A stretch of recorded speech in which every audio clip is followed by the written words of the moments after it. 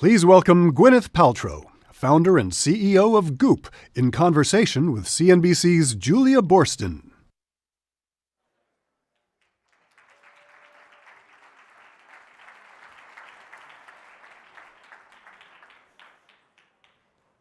Hello, everyone. Good afternoon. Gwyneth, thank you for being here with us today. Thanks for having me. You are someone who needs no introduction, but at the same time, I feel like people don't really understand what Goop is and how diverse and complex and big this business has gotten. And I want to point out, this is not just yet another D2C brand. Goop has raised about $135 million at a $400 million valuation. So there's a lot going on here. It started with contextual commerce. Now you have a food delivery business. You have shows on Netflix, podcasts, so many different pieces of this business. But let's start off with what the Goop identity is. How would you define what the Goop brand is? Well, I think at our core, we're really coming from a place of service, of kind of wanting to be an irreplaceable resource for people. And our model is a little bit unique in that, we started with content. I started many years ago with no monetization strategy whatsoever, and that really evolved over time. But at our core, we've always just wanted to connect people to really good things. And so when the e-commerce piece came in, it really felt like almost like a service, because the curation was there, and so the commerce became a service as opposed to like pushing transactions all the time. So there's this concept of contextual commerce, where it's like a mix of content and then products you might want to buy based on that content. And it's really evolved over time. And then that led you to produce your own products based on what people were reading. But I mean, maybe explain to us a little bit about this original focus on the contextual commerce model and why that was so perfect for your brand. Yeah. Well, I think it came from such a place of authenticity, and I'd always been a person who's very interested in food and travel and fashion, and wanting to kind of find the best shortcuts to the best things. And we really found that, even though I didn't kind of set out to create an e-commerce business or a direct-to-consumer business, I think what we found is that curation and authenticity is very difficult to kind of create with your audience. And we always say at Goop, we do the hard things really well, and the easy things are a little bit more difficult for us, like supply chain stuff. But I think it's unique to us that we've been able to create this very authentic connection with our audience, and then we're able to monetize that audience in lots of different ways. So whether it be partnerships, and we're truly omni-channel. We exist, as you said, in food. We're on Netflix, which I really think the modern brand needs to think about at this point. It's very difficult, as many of you know, for classic direct-to-consumer brands at the moment. It's very challenging from a marketing perspective, and costs are skyrocketing. So I think we feel lucky that we're also curating amazing content and information with the adjacent product. And of course, the real differentiator here is the fact that you are the sort of the embodiment of the brand, or the brand is the embodiment of you, whichever way you think about it, and you've been able to grow and scale while maintaining that voice. And also you're CEO, as you've been for the past several years, though not for the entirety of the time that Goop has been around. Yeah. And in the past couple of years since you've been CEO, I believe in 2016, 17? I think so, yeah. The company has really expanded into all these different platforms. How do you think about maintaining the Goop voice and who the Goop audience is as you go onto Netflix or do live events or think about food delivery? Yeah, in my mind, I always think of the Goop customer or the potential customer as someone who's really looking to optimize themselves in some way. And so I think it can be across any demographic or any HHI, and it's really just about am I interested in investing in myself on some level? Am I interested in that kind of optimization? And so we try to connect with those people across all the different platforms. And luckily, because I'm an ex-movie person, we get it's a little bit easier for us to do things on other channels like Netflix, or as the case may be. Before we talk about all the content stuff, I want to hear how you went from curating other products, selecting things from across the web, writing all these articles, having all these articles, and creating products yourself. You know, you just mentioned supply chain. Obviously, it's much harder to create products yourself, but how did you determine which product lines to create? And then how do you iterate once you've launched a new product line? Because you have beauty, you have fashion, you have vitamins, you have all these different products. Yeah.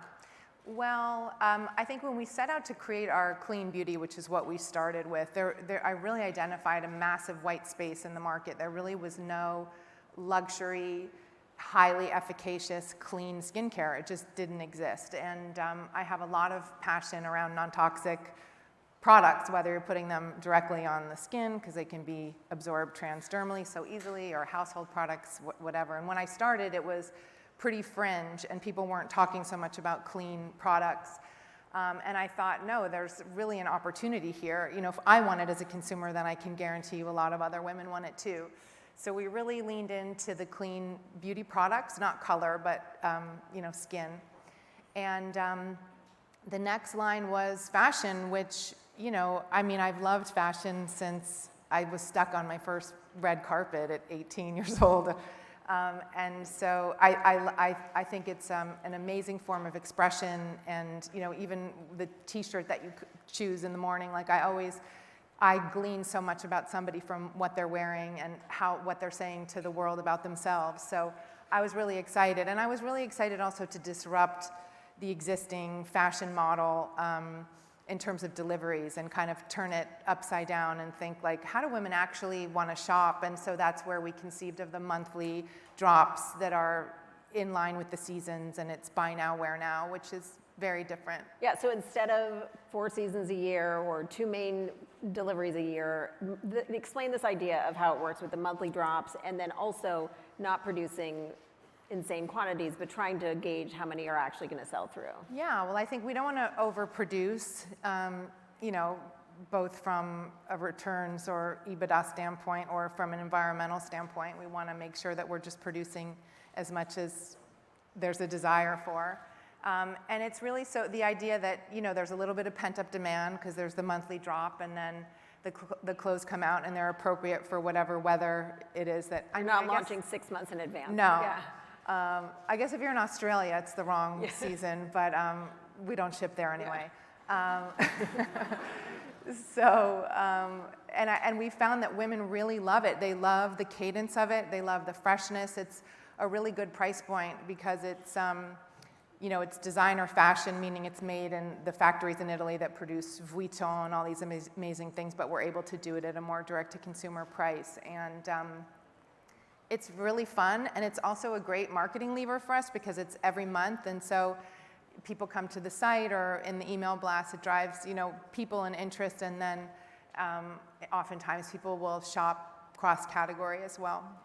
And then tell us about the launch of these big events. So before the pandemic, you were doing these big in-person events, you were charging thousands of dollars, and while people criticized them for being so expensive, they also sold out instantaneously, which is an interesting juxtaposition. But of course, the pandemic came, you could no longer be gathering people, you did a little pivot, and now you're going back to doing some more in-person stuff. What role does that play in the broader company? Yeah. Our wellness summits are really incredible days. Like we aggregate a group of amazing speakers, doctors, healers, and, you know, it's B12 shots and amazing food, and there's like food discovery, and it's a really actually uplifting, deeply educational day. So it's very resonant with our audience, and it does carry a higher price tag because, you know, we're offering all these amazing things, and the production value is really high and everything. And I think there's a place for it. I mean, how much did you guys pay for these freaking tickets? Like,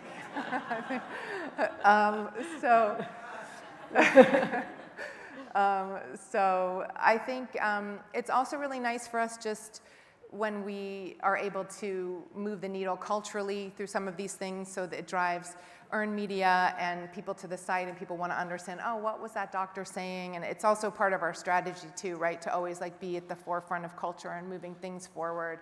And the live events are actually a great venue for that. Mm-hmm. And we just did one last weekend, a small one with a partner, which was great. But I think we're kind of gingerly dipping our toe back into the events space. But, you know, we'll see how that goes with all these new variants, with et cetera. the waves. I mean, I think everyone's trying to figure out what does the future of live events look like, including this conference here, where I'm so glad to see everyone in person. But did I see there was going to be a Goop Cruise? There is going to be a Goop Cruise, yes. We have a partnership there, and it should be really fun, actually. I always like the idea of trying to bring wellness to people in all different destinations, and I think that's a new customer for us as well, so I'm excited for that. How fun. Yeah. So you mentioned that you like to be at the forefront of culture, to push the envelope, and I think, there's no doubt that, Goop has dealt with controversy in the past, and despite criticism or people, not quite knowing what to make of you and this platform, it did not slow down Goop's growth at all. How do you think about sort of that role you play in society and the fact that, I have to say, you and Goop can be controversial. You have made a lot of changes in terms of, having science to back up everything that you're talking about or explaining when something is not scientifically validated. But how do you feel about being in such a sort of lightning point for culture? I love it. I think I've totally accepted that that's my role.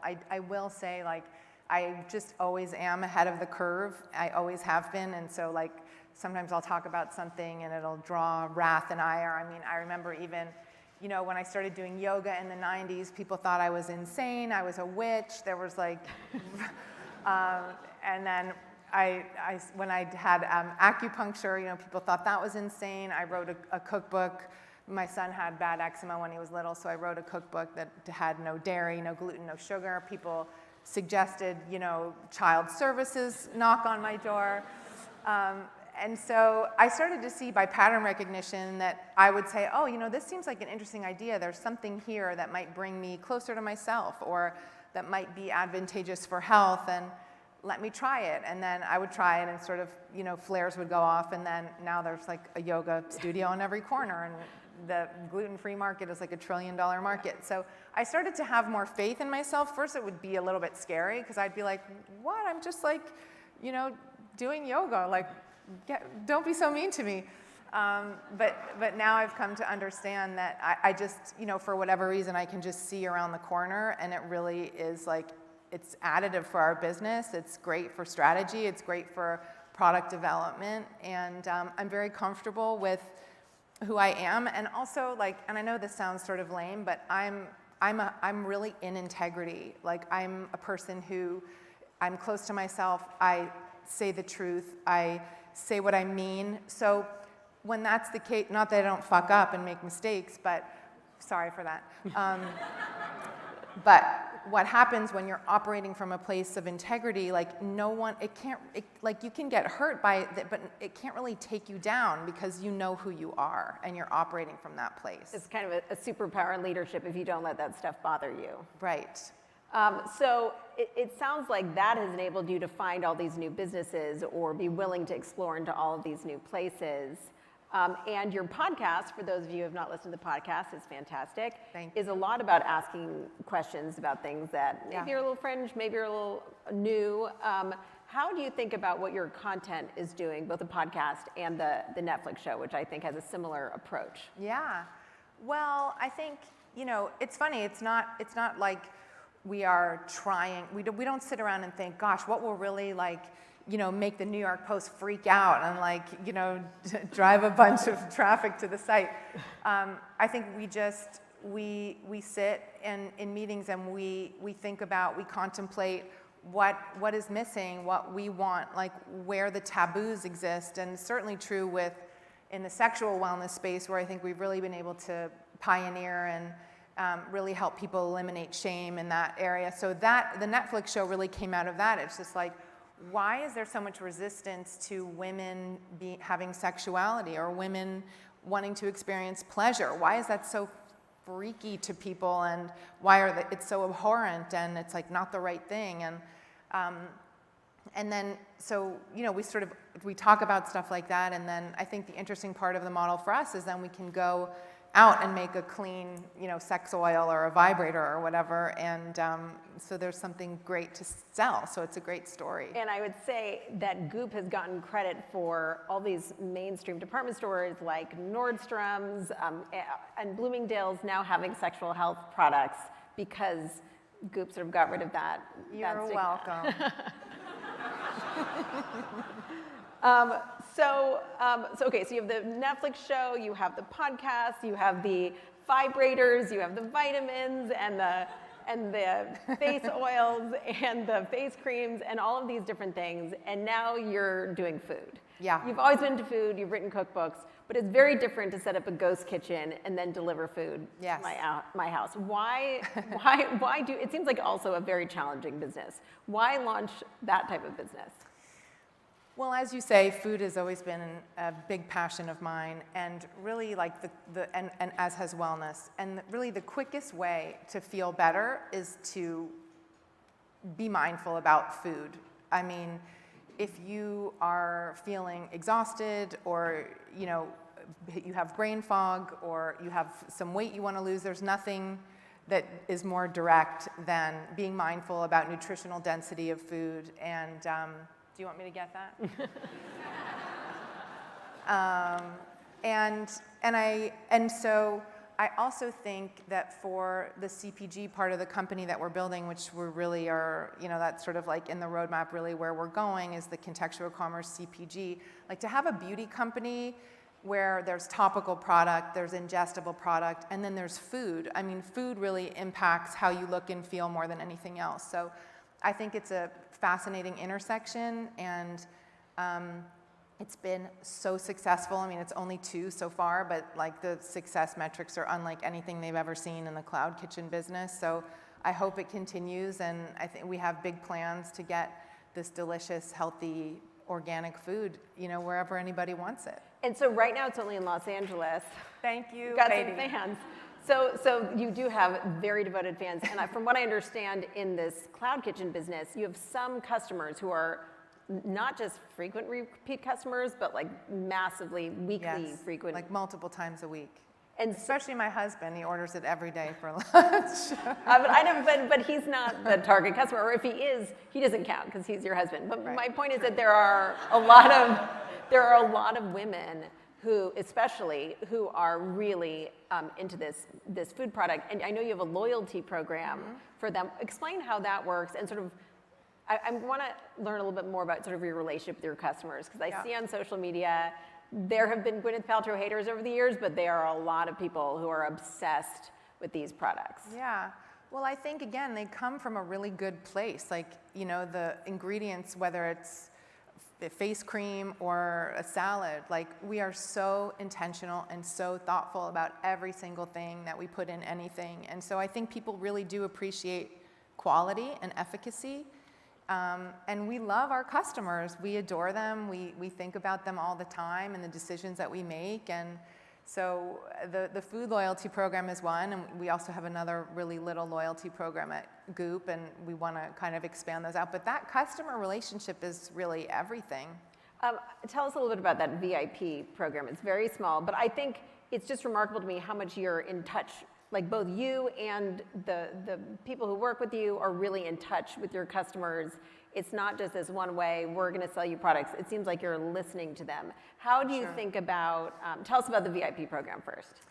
Well, there's a little secret VIP program, and it's just, we want to continue to cultivate and maintain those relationships, and it's fun. Like we get together, during the pandemic, we had Zoom trunk shows, and we had great panels for them. And how many people are in this select group? I think it's 50, but I would have to really ask Nora who's not there. Am I right? 50.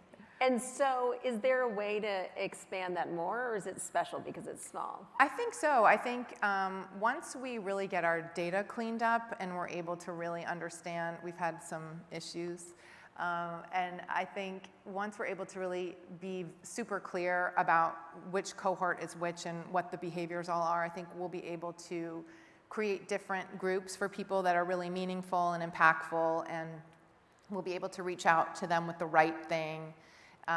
So as we continue to scale, that's definitely on the roadmap.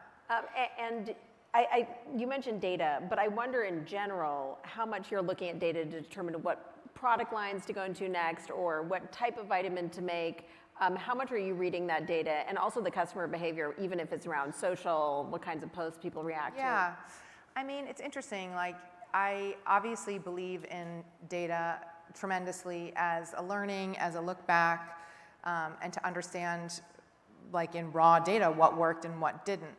I do have a hard time with having all decision making being using data for, I think there's a real intersection of the art and science, and I think, if I only look backward at the data to make decisions, then we would just go in circles, And so I think a lot of it is instinct. I think I have a very good instinct for culture and what people want, and so I think we leverage data more for, the more tactical things like deliverability, like what time we should send something, if this worked in a season or didn't. But and sometimes we make products and they don't work occasionally in the way that we thought that they would. But I think it's really important for the creators to continue to channel those feelings of intuition and to be identifying, what is the white space in the market? Where do we want to go next? As opposed to, oh, we sold a ton of these black dresses, so let's just keep making black dresses. So a blend of the art and science.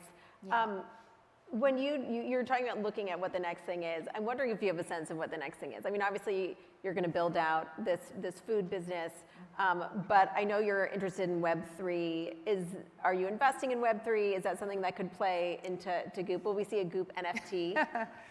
I'm definitely learning about Web3 for sure, and it's definitely here to stay. And so I've invested in some of the utilities around Web3, like TerraWolf, which is a zero carbon mining company, and MoonPay, and a lot of the utilities. I have a couple NFTs.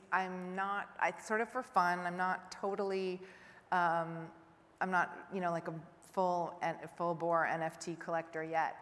But I do think it's important, especially for women who are always so largely left out of these conversations and spaces, to learn about it and ask questions. And you're seeing the blockchain really be driven by men, and I think there's a place for us. And I do think there's a place for Web3 with Goop. I think, I'm not sure exactly how yet, and I don't want to be, I think also the audience has to be kind of educated. And right now it's also so difficult to wire money to Coinbase and download a MetaMask, and half the time it crashes, and then it's very difficult. So I think they need to make it a little bit more intuitive, and it needs to work better, I think, before there's mass adoption, and then the learning curve will be faster. There is still a lot of friction in that process, slowing it down 100%.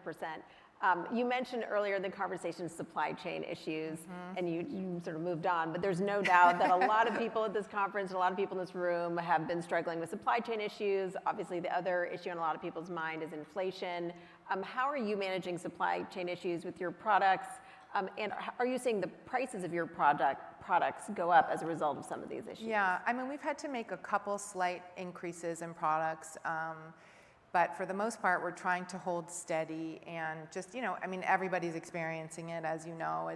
It's a hard time to be making products. It's a hard time to be in business, The world feels pretty unstable and unfriendly at the moment. And so, we've had all kinds of disruption. But I think because we do work pretty far in advance, we've been able to mitigate a lot of that, and we're also still a startup, even though we've been around for a long time. We're scrappy and we're agile, and so when we run into speed bumps, we try to find solves or pivot to something else. And what about inflation? Have you seen any impact of inflation on the customer? Do you think your customers are feeling that uncertainty because of the war in Ukraine, or because inflation is so high that they're either pulling back spending or changing the types of things they want to spend on? I mean, I think a little bit. I think it's funny. Our customer, like when it's more of a psychographic, like when things, I think, feel it's less. I think there's some buffer.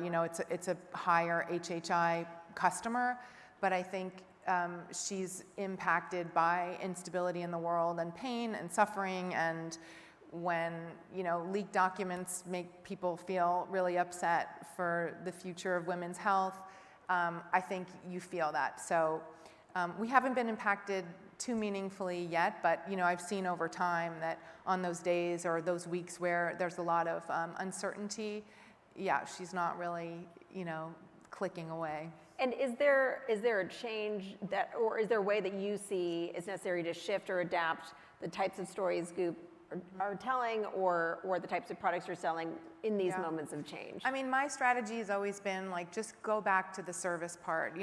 It was what we decided to do during COVID when it started, and we thought it feels really terrible to be asking people to buy stuff right now. We have no idea what's happening, how long this is going to be, how much it's going to impact people, what the death toll will be, et cetera. And I just said to the team, take all the performance marketing down, all marketing down. We're going back to service. We're going to write the content that we know people want to see and read and what will be helpful and uplifting. And so luckily that's, so a core part of the business that we just lean back into service. And then we find that, sales do follow, luckily. But we don't lead with the transaction. Yeah. And what about international growth? I know you have a big launch in Japan this year, and there's a lot of demand internationally. What's the next big market for you? Yeah, I don't know. I think we're gonna open in Japan, and we'll it's kind of a test, and we'll see. I think also to do it properly as opposed to just flipping on a shipping switch. I think it will require a big investment to do it thoughtfully. I think what's wonderful about Japan is that we are really translating content, and so we're trying to kind of mimic, albeit on a smaller scale, what Goop is and how it's relevant. I think it would probably take a significant investment, so I'll wait till we're public or something before I do that. So what is the future of Goop? Are you building for an IPO? Are you interested in selling? I mean, $400 million valuation, it's meaningful, but also I don't know how much more you have to go. I mean, the question is, at what point is there some sort of exit? You've drawn a lot of interest from the VC market, certainly. Yeah. Look, I think I've always had a big vision for Goop, and I would really like its legacy to long outlive mine, and I would like the brand not to be so tied to me.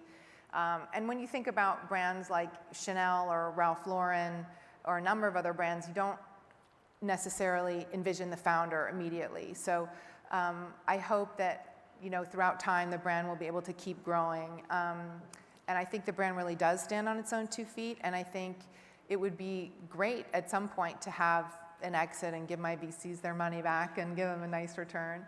And I think that we're in a good position to do that at some point. And I'm just so proud of the business that we've been able to create, and through good times and bad, that we keep resonating with our customer. And I think for us to, I think because I started really in content, I almost gave myself too much permission laterally to do a lot of things. So it's feeling really good now to focus on the contextual commerce, the CPG, the food, and then create templates where we can really scale those things. Well, I'm really curious to see what's next.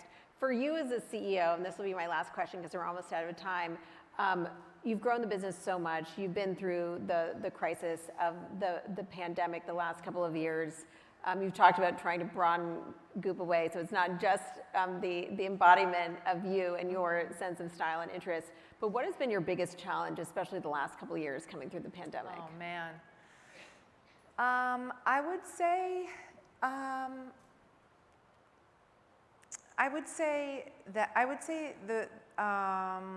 there's so many. Yeah, I mean, but I would probably say that team is so critical, and it's so important to have the right people in the right positions. And when you're going from being a little startup, and it's like you're operating with so much heart, and then you're going through these iterations where you have to operationalize more, and things become, you have an HR department, and things become more corporate. I realize how important it is, to really make sure you have the right team in place, so that, a brand just can't, people used to say that to me all the time, and I never quite understood it until recently. So I think making those tough decisions around team, people that you love, being open as a founder to different ways of operating when the new people come in. But it's all about people. It's all about those human beings and what they're bringing and how you're communicating with them and the levels of respect going back and forth and how you part ways with people, how you come back together with people, how you hire people. And are you back in the office? And what is it? Are you going to be a hybrid model, or what's the future? We're hybrid, so we're Tuesdays and Thursdays, we're in the office. We're going to start there and see how it goes. Well, I know that's something that everyone here is trying to figure out. Yeah. So Gwyneth, we will leave it there. Thank you so much for talking to us about your business. Thank you. We really Thanks for appreciate having me. it. Thank you. Thank you.